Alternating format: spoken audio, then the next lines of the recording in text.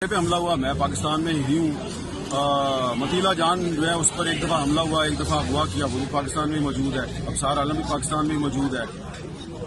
احمد نورانی صرف پڑھنے کے لیے گیا اور اس نے خود کہا کہ میں واپس بھی آؤں گا، لیکن ہم تو عام پاکستان کے شہری ہیں، ٹھیک ہے نا۔ لیکن یہ جو لوگ الزام لگا رہے ہیں، ان کا جو چیف تھا وہ ہے جنرل سید پرویز مشرف۔ کدھر ہے وہ؟ آ گیا نا، چوہے کی طرح بھاگا ہے پاکستان سے۔ چوہا سمجھتے ہیں چوہا کیا ہوتا ہے؟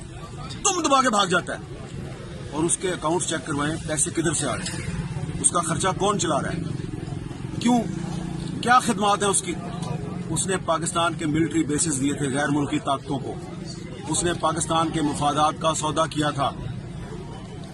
وہ ہے اصل آدمی، وہ ہے اصل لوگ جنہوں نے پاکستان کو بیچا، پاکستان کے ملٹری بیسز دیے، اور اس کے انعام میں آج ان کو وہاں پر پیسے بھی ملتے ہیں اور اپارٹمنٹ بھی ملتے ہیں، اور وہ باہر بیٹھے ہوئے ہیں۔ تو بتائیں نا، کون سا پاکستان کا صحافی ہے جو پرویز مشرف کی طرح پاکستان کے سے باہر بغیر کسی نوکری کے بیٹھا ہوا ہے اور اس کے اکاؤنٹ میں پیسے بھی آتے ہیں؟ ہے کوئی بھی نہیں۔ تو پہلے آپ اپنی منجی کے نیچے ڈانگ پھیریں اور پھر صحافیوں کا نام لیں۔ میں آپ کو چیلنج کرتا ہوں